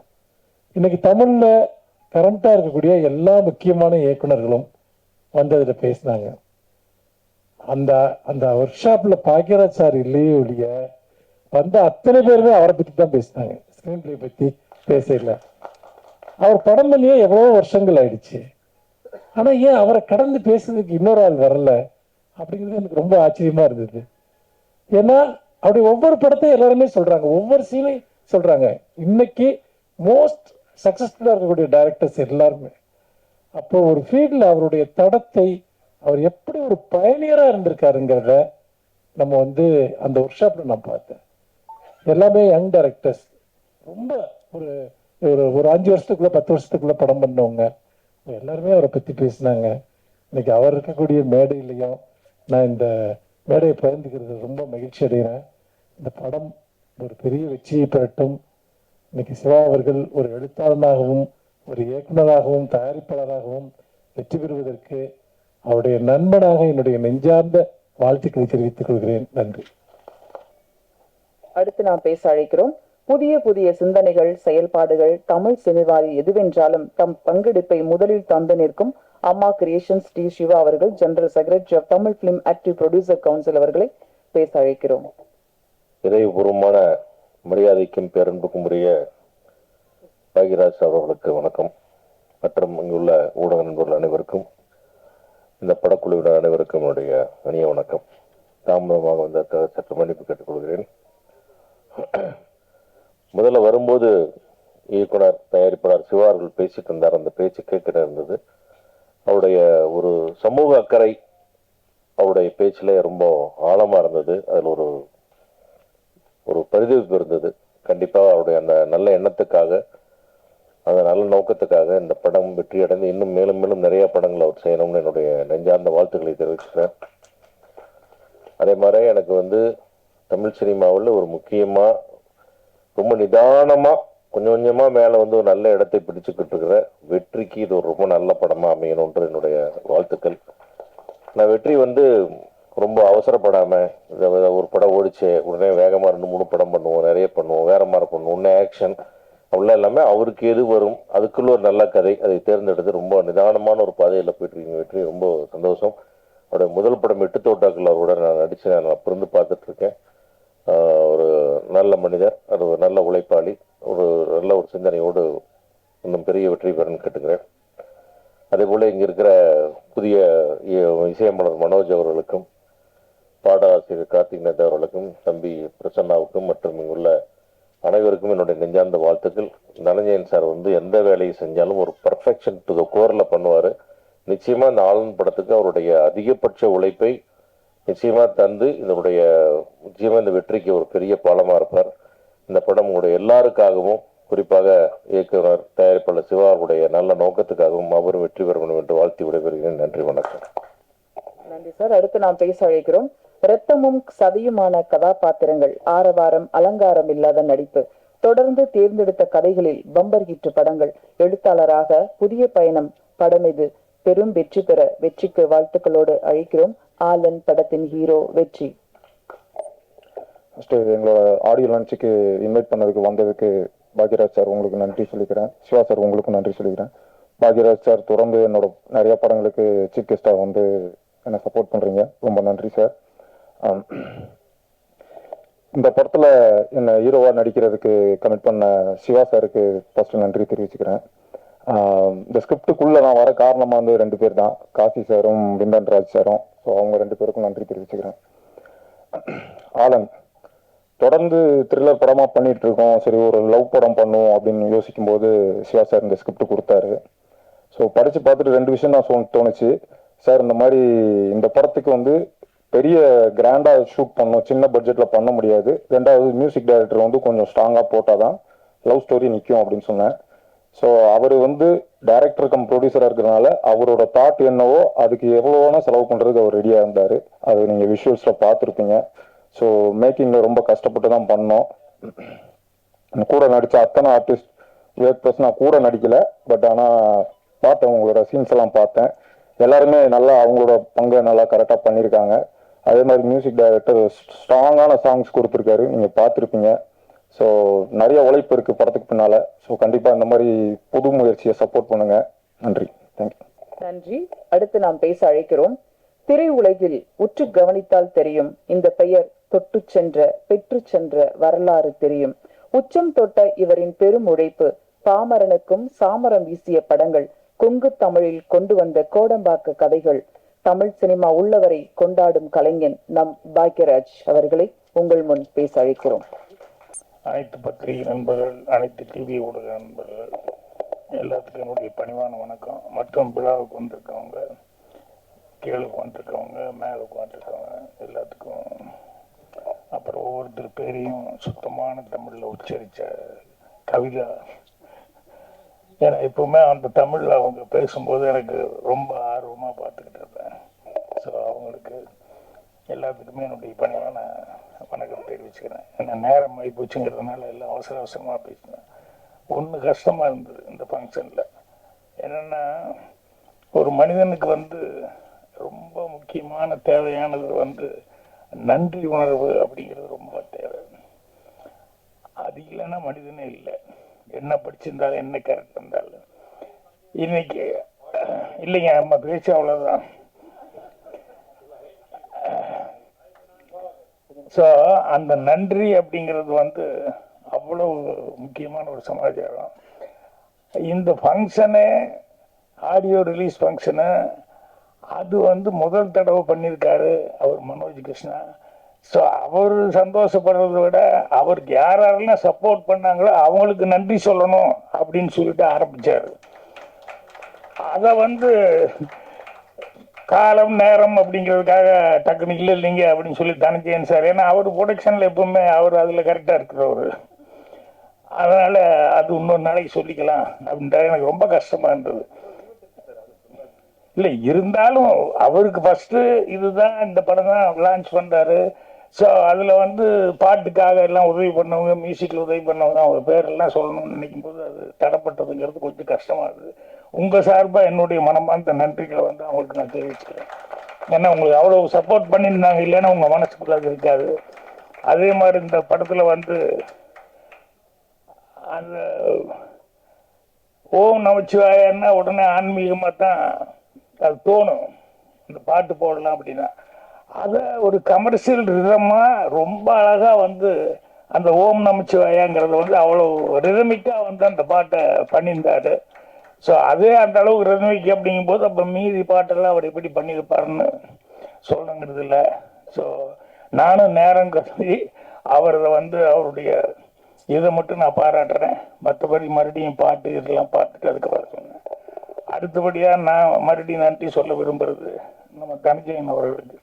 என்னன்னா, இந்த சின்ன தயாரிப்பாளர்கள், சின்ன படம் இதெல்லாம் தைரியமாக வந்து எடுத்து அதை எப்படியாவது கொண்டு வரணும்னு அவர் முயற்சி பண்ணுறாரு பாருங்க, அது ஹேட்ஸ் ஆஃப் டு.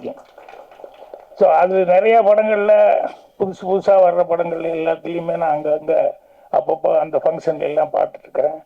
அவர் எதாக இருந்தாலும் பரவாயில்ல, அந்த புதுசாக கஷ்டப்பட்டு எடுக்கிறாங்க, அது எப்படியாவது வெளியே கொண்டு வர்றதுக்கு நம்மளால முயற்சி செய்வோம் அப்படிங்கிற மாதிரி இந்த படத்துக்கும் வந்து சிவா அவர்கள் கேட்ட உடனேயுமே ஒத்துக்கிட்டு இவ்வளோ சிறப்பாக வந்து அதை செய்கிறாரு. அவருக்கு என்னுடைய மனமார்ந்த நன்றி. அப்புறம் வந்து வெற்றி அவர்களுக்கு நன்றி சொல்லணும். என்னன்னா, அவர் வந்து கோபிநாத் கூட சொன்னார், வேற லெவலுக்கு நீங்கள் வேற மாதிரி கமர்ஷியலாக அப்படியெல்லாம் நீங்கள் கொஞ்சம் போகணும் அப்படின்ட்டு. அது அவருடைய நண்பராக அவருடைய ஆசை, அதெல்லாம் கரெக்டு தான், இல்லைன்னு சொல்ல அதை நான் ஆமோதிக்கிறேன்.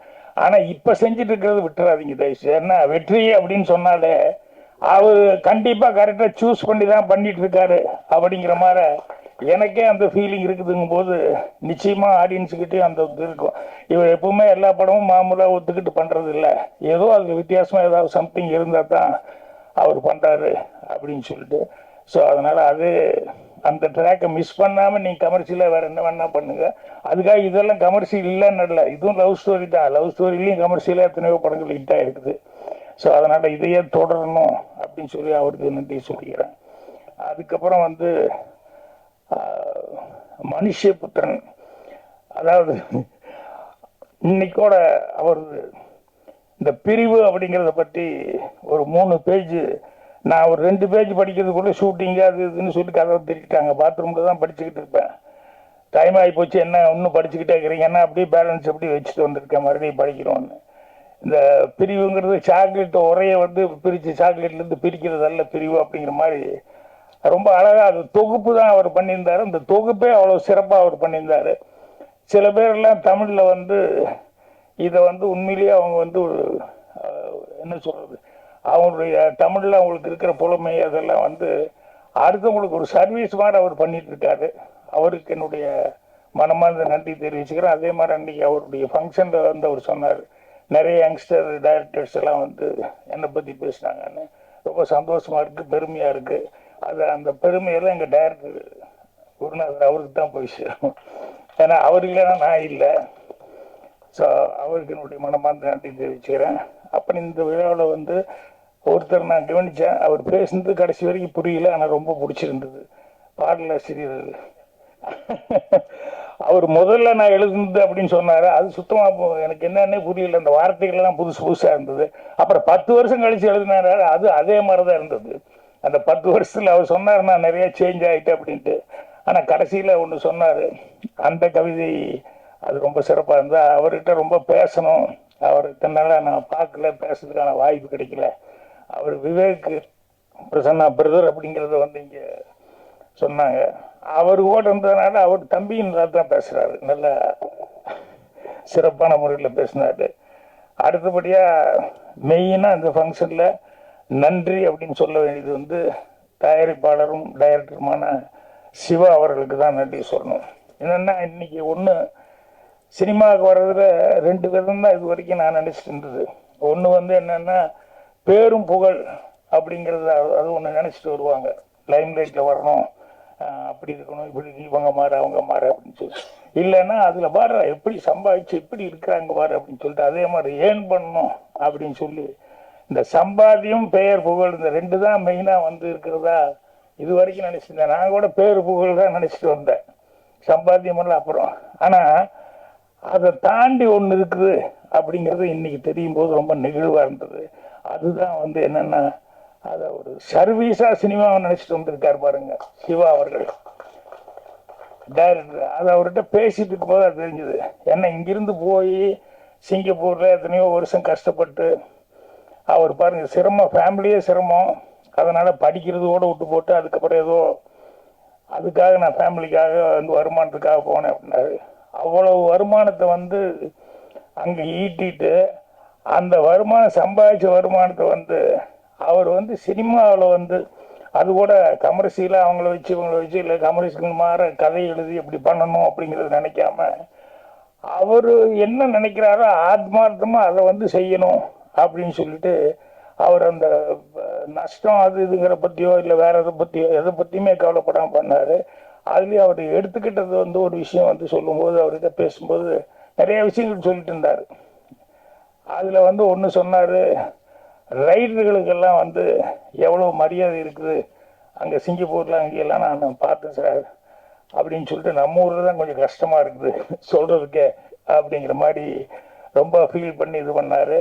அதனுடைய ஆதங்கமா என்னவோ தெரியல, இந்த படத்தினுடைய ஹீரோ வெற்றி வந்து ஒரு ரைடர் ஆகணும் அப்படிங்கிறது சின்ன வயசுல இருந்தே அவருக்கு ஒரு ஃபீலிங்கா இருக்குது அப்படிங்கிறது அந்த சீன்ஸ் எல்லாம் வரும்போது அதுல தெரிஞ்சது. உண்மையிலேயே இங்க ரைட்டர் அப்படிங்கிறதுக்கு வந்து முன்னாடி எல்லாம் வந்து அந்த கதை இலாக்கா அப்படிங்கிறது இருந்தது. எல்லாமே தேவர் பிலிம்ஸ் கதை இலாக்கா இருந்தது, சத்யா மூவிஸ் இருந்தது, ஏவிஎம்ல இருந்தது, எல்லா இடத்துலையுமே வந்து ஜெமினியில் இருந்தது. இப்போ வந்து கதை இலாக்காங்கிறது எல்லாம் இல்லை, கதாசிரியர்களும் ரொம்ப கம்மியாக போயிட்டாங்க. அது வந்து என்னன்னு தெரியல, ஒரு தட்டுப்பாடாகி போச்சு. அது மாதிரி இருக்கும்போது ரைட்டர்ஸை பற்றி ரைட்டர்களை பற்றி அவர் வந்து அந்த படம் எடுத்திருக்காரு. ஒரு ரைட்டராக ஒருத்தர் வந்து அது டயலாக் கூட போட்டிருந்தாங்க, படித்தா உனக்கு மட்டும்தான் உபயோகப்படும், எழுதுனா தாண்டா உலகத்துக்கே உபயோகமாக இருக்கும் அப்படின்னு சொல்லி ஒரு டயலாக் ஒன்று போட்டிருந்தார்.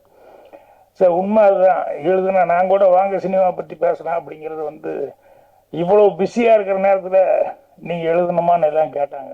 அவ்வளோ ஷூட்டிங் எல்லாம் நிறையா இருக்கிற நேரத்தில் நான் சொன்னேன், இப்போ எழுதுனது தான் படிப்பாங்க, நான் வீட்டில் உட்காந்துருக்கும் எழுதுனேன் எவனும் படிக்க மாட்டான், அந்த ஆளே சும்மா வீட்டில் உட்காந்துருக்காரு, அந்த புஸ்தகம் படித்து நமக்கு என்ன யூஸ் அப்படின்னு தான் நினைப்பான்.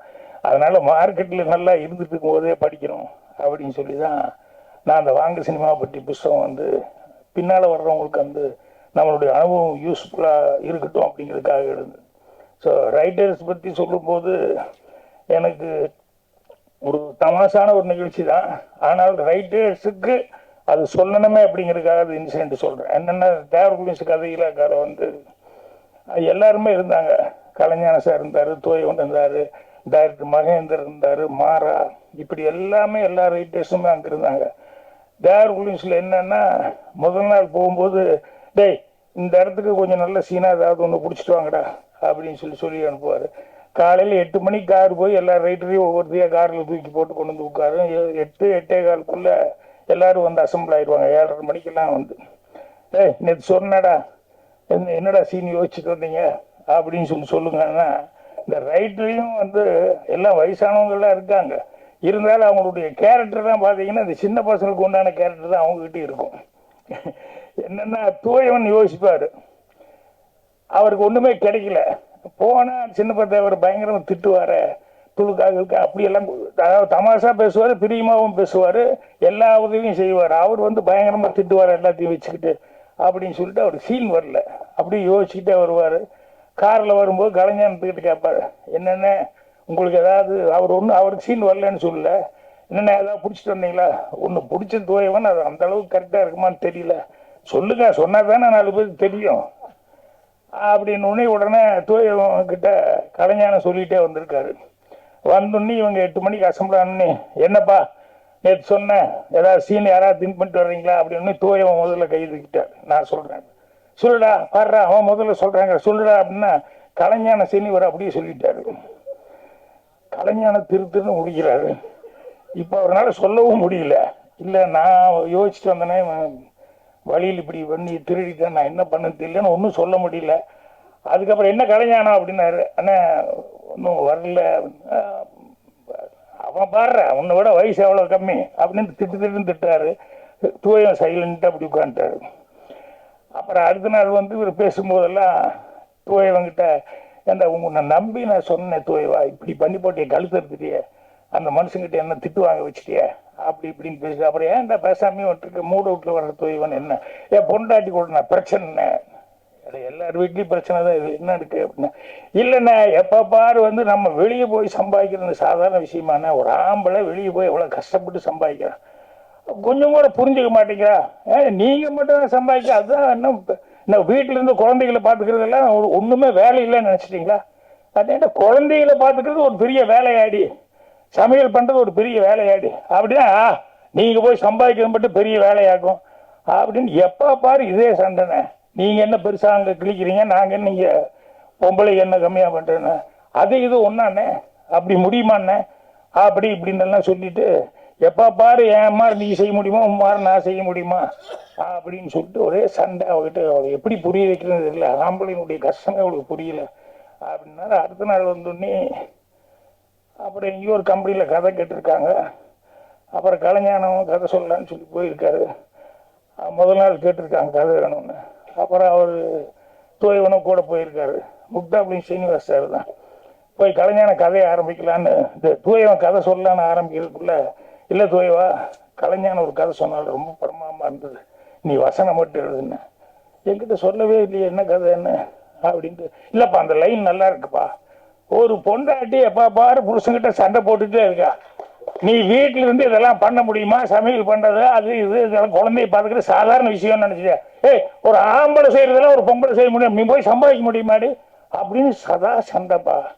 திடீர்னு 2 பேத்துக்குள்ள ஒரு எக்ரிமெண்ட் போட்டாங்க. என்னென்ன, சரி ஒரு 6 மாசம் அல்லது 3 மாசம் நான் வந்து சம்பாதிக்கிறது வேலைக்கு போறேன், நீ வந்து வீட்டுல இருந்து குழந்தைகளுக்கு காப்பாற்றுறது சமையல் இதை பண்ணு அப்படின்னு ஒரு எக்ரிமெண்ட் போட்ட. ஃபேமிலி சென்டிமெண்ட் பிச்சு அப்படின்னு சொல்லிட்டு இதுதான் கலைஞான சொன்ன கதை. தூய முழிக்கிறாரு. ஏன்னா நம்ம தான் காரில் சொல்லிட்டு வந்தோம், நம்மளதே வந்து சொல்லிட்டாரு அப்படின்னா. அப்புறம் வெளியே வந்து நீ தூயவா நீ என் சீனு தான் திருந்த, நான் கதையே உங்ககிட்ட இருந்து அடிச்சிருந்தா அப்படின்னா. இது வந்து கேட்கும்போது காமெடியாக இருந்தது. ஆனால் உண்மையிலேயே கதை அப்படிங்கிறது நம்ம லைஃப்பில் இருந்து எடுக்கிறது தான் கதை. இதுக்காக போய் கற்பனை எல்லாம் பண்ணி புதுசாக அது வந்து இது பண்ணி அப்படி மேலே பார்த்து கீழே பார்த்து இப்படியெல்லாம் யோசிக்கிறதுங்கிறதுல ஒவ்வொருத்தனும் ஒரு கதாசிரியன் தான். அவன் லைஃப்பில் வந்து அவனை பாதிச்சது என்ன அப்படின்னு சொல்லி ரீகலெக்ட் பண்ண ஆரம்பித்தாலே அதில் நல்ல கதைகள் கிடைக்கும். அதே மாதிரி கதைகள் வந்து எல்லாருமே வந்து ஒரு 10 கதை இருந்தால் தான் சினிமாவுக்கு போக முடியும், கிடையவே கிடையாது. 1-2 கதை இருந்தாலே போதும். நீ வந்த அனுபவங்கள் வந்து உனக்கு சொல்லி கொடுக்கும். அனுபவத்தில் வந்து நிறைய கதைகள் வந்து நீ கற்றுக்கலாம். இப்போ முதல்ல சுவரலாசத்தங்கள் நான் வந்து ஒரு 75 நாள் போச்சு, ஒரு பேர் கிடைச்சது. முதல்ல எனக்கு கிட்ட ஒரு முந்தானை முடிச்சு ஒரு எங்க சென்றாஜா அந்த 7 நாட்கள் இந்த கதையெல்லாம் முதல்ல என்கிட்ட இருந்து எடுத்துனே அதானே பண்ணியிருப்பேன், எடுத்துனே சில்வர் ஜூபிலி கொடுக்குற மாதிரி. அப்போ என்கிட்ட இல்லை. முதல்ல யோசிக்கும் போது இது ஒன்று மட்டும் தான் வந்தது. அதுக்கப்புறம் யோசித்தேன், ஒரு யோசனை வந்தது. அதுக்கப்புறம் மௌனிக்கிறதுங்க அப்படியே போக போக யோசிக்க தான் நமக்கு இன்னும் அதை விட பெட்டரானதெல்லாம் வர ஆரம்பிச்சது. அதனால இவர் ரைட்டரை வந்து ஹீரோவை வச்சு பண்ணதுனால ரைட்டர் ஆகணும்னு யார் நினைச்சாலும் புதுசாக எங்கேயோ அங்கேயும் இங்கேயும் மேலே பார்த்து அப்படி பார்த்து இப்படி பார்த்து இது பண்ண வேண்டாம். நிறையா வந்து நம்ம லைஃப்பில் என்ன இருக்குது அப்படிங்கிறத படிங்க. நம்ம லைஃப்பில் படிக்கிறது ஒன்று தான், அதே நேரத்தில் அவர் சொன்ன மாதிரி புக்கை படிக்கிறது ஒன்று தான். ஏன்னா ஒருத்தன் வந்து அவன் வாழ்நாளையே ஏகப்பட்ட அனுபவங்களை சந்திச்சிட முடியாது. ஆனால் புஸ்தகம் படித்தான்னா அந்த ரைட்டர் வந்து எத்தனையோ கேரக்டர்ஸ் வந்து அவன் கிரியேட் பண்ணி அவன் பார்த்து அவன் லைஃப்பில் அவன் பார்த்து அதை கதையாக வந்து இது பண்ணியிருப்பான். அதனால் நான் எல்லாம் சினிமாவுக்கு வர்றதுக்கு படிக்கிற காலத்துக்கு படிப்பு சரியாக விட்டுட்டேன், சரியாக படிக்கலை. ஆனால் சும்மா சுற்றுற நேரத்தில் காண்டேகர் எழுதின கதையை, நம்ம ஜெயகாந்தன் சார் எழுதின கதையை, கல்கியோட பொன்னியின் செல்வன், இந்த மாதிரி நிறைய கதை புக்குகளை படிக்கும்போது நம்ம லைஃப்பில் இல்லாத எக்ஸ்பீரியன்ஸ் எல்லாம் வந்து அவங்ககிட்ட இருக்கிற லைஃப்பில் இருந்து அவங்களுடைய கேரக்டர்ஸ்ல எல்லாம் அது நமக்கு கிடைக்கும். அதனால படிக்கிறதும் மனிதர்களை வந்து பார்த்து அவங்களுடைய அனுபவ ரீதியாக வந்து இது பண்ணுறது, அதை வச்சு படைக்கிறது அப்படிங்கிறது தான். அதே மாதிரி கடைசி வரைக்கும் கற்றுக்கிட்டே இருக்கணும் அப்படிங்கிறத மைண்டில் வச்சுக்கிட்டே இருக்கணும். நம்ம கற்றுக்கிட்டோன்னு என்றைக்குமே நினைக்கக்கூடாது. கடைசி வரைக்கும் நம்ம கற்றுக்கிறதுக்கு ஏதாவது ஒன்று இருந்துக்கிட்டே இருக்கும் அப்படின்னு. இன்னைக்கூட வந்தோடனே இந்த ஆலன்ங்கிறது எனக்கு உண்மையிலேயே தெரியல. நான் கேட்டேன் சிவா சார்கிட்ட, என்ன சார் ஆலன்னு சொல்லி டைட்டில் அப்படின்னா, சார் சிவன் அதுதான் ஆலன்னு சொல்லுவாங்க. புது விஷயத்தினால நம்ம எதோ படிச்சுக்கிட்டு இருந்தோம். சிவன் அப்படின்னு சொல்லி சொல்றதுக்கு தான் ஆலன். அதில் வேற 2 தடவை எனக்கு இந்த பாப்டா போப்டான்னு போன அன்னைக்கு அது இப்படி சொல்றதா அப்படி சொல்றதா ஒரு குழப்பம் இருந்தது. அதே குழப்பம் இங்கே ஆலன்னா அப்படிங்கிற மாதிரி இவங்க சொல்லும்போது, ஸோ ஆலன் அப்படிங்கிறது வந்து சிவபெருமான படைப்பாளி அப்படிங்கிறதுக்கு சொல்லுவாங்க அப்படின்னு சொன்னார். அது ஒரு புது விஷயமா இருந்தது. ஸோ சிவா அவர்கள் வந்து அவர் என்ன கதை பண்ணியிருக்காருங்கிறத நான் கேட்டுக்கல. ஆனால் அது வந்து சொல்லும்போது வந்து அது லவ் அதோட ஆன்மீகம் அப்படின்னு சொல்லிட்டு அதுலேயே ஒரு டைலாக் ஒருத்தன் எதை நேசிக்கிறானோ அதிகமாக நேசிக்கிறானோ அதுதான் ஆன்மீகம் அப்படிங்கிற மாதிரி சில டைலாக்லாம் வந்து அங்கங்கே ஒரு ட்ரெய்லரில் அங்கங்கே பிட்டு பிட்டாக வந்தால் கூட அந்த பிட்டு பிட்டாக வர்றதுல கூட அதில் ஒரு கருத்து அதில் ஒரு ஆழமாக ஒரு விஷயம் இருக்குது அப்படிங்கிறது தெரிஞ்சுக்க முடியுது. ஸோ நான் சொன்ன மாதிரி சர்வீஸ் மென்டாலிட்டியோட இந்த சினிமா எடுக்கிறதுக்குன்னு வந்திருக்கிறது சிவா அவர்கள். தன்னுடைய சொந்த பணத்தை வந்து இதை ரெட்டிப்பாக்கணும் அப்படின்னு நினைக்கிறத விட ஜனங்களுக்கு இது மூலமாக வந்து அவர் சொல்றேன் சார் இது அன்பு அப்படிங்கிறது வந்து போய் சேரணும். அந்த தூய்மையான ஆன்மீகங்கிறது காதல் அப்படிங்கிறது அன்பு அப்படிங்கிறது. ஸோ அதனால அவருடைய அந்த சர்வீஸ் மென்டாலிட்டிக்கு எனக்கு ரொம்ப சந்தோஷமா இருக்குது. அப்புறம் பாக்யா புக்கெல்லாம் வந்து அவருக்கு இன்ஸ்பிரேஷனாக இருக்கிறது அப்படிங்கிறது எனக்கு அது ரொம்ப சந்தோஷமாகவும் பெருமையாகவும் இருக்குது.